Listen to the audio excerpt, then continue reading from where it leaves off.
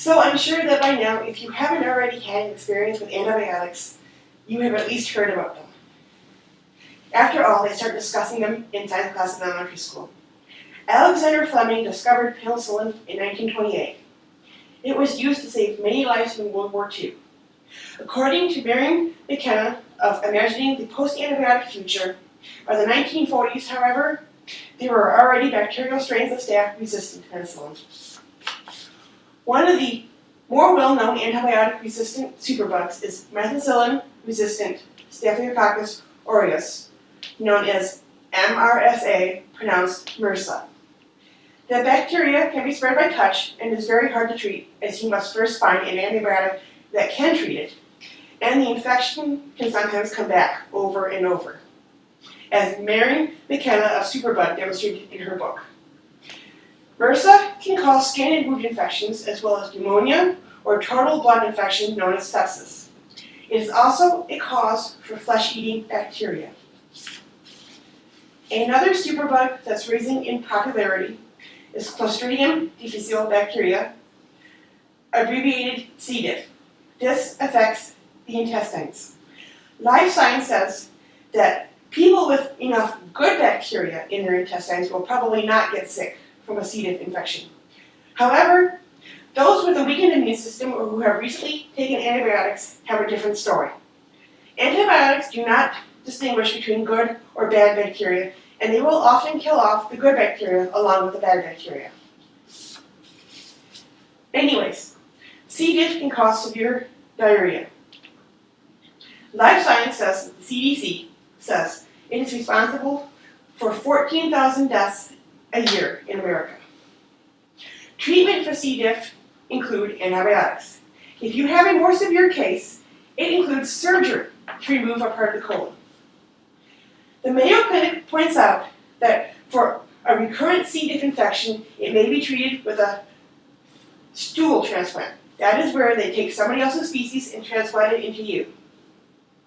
They do point out that the FDA has yet to approve this treatment yet. These may all sound foreign to you, but there are also antibiotic-resistant tuberculosis and antibiotic-resistant sexually transmitted diseases. The tuberculosis is called drug-resistant TB, and it is spread the same way normal TB is, through the air from one person to another. The CDC says that drug-resistant TB can occur thanks in part to people misusing or mismanaging their TB drugs. I've mentioned the antibiotic-resistant sexually transmitted diseases. Those three, at least: gonorrhea, chlamydia, and syphilis. In 2011, gonorrhea got a strain that was resistant to the last widely available antibiotic of the time to use it, according to NBC News. This, the CDC says, makes gonorrhea more complicated to treat successfully. So you may ask yourself, how is this all happening? Well, when you are suffering from a cold and you drag yourself to the doctor and talk him into prescribing you an antibiotic, that's a misuse encouraging antibiotic resistance. Unless you are verified to have a bacterial infection, a cold is a virus. Antibiotics are useful against bacteria, some parasites, and some fungal infections. They are pretty much useless against viruses. Another misuse is when you get prescribed, say, a 10-day course of antibiotics, but on day 6 you're feeling so much better you stop taking your antibiotics. Well, you may feel better, you may still have a few bacteria left inside of you. Both these cases deal with making bacteria resistance thanks to evolution and natural selection.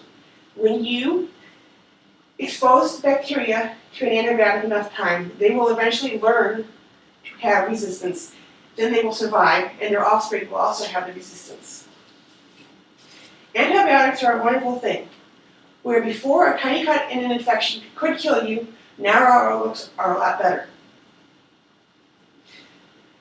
We should therefore not abuse antibiotics. We should not think they are a wonder drug that cures everything.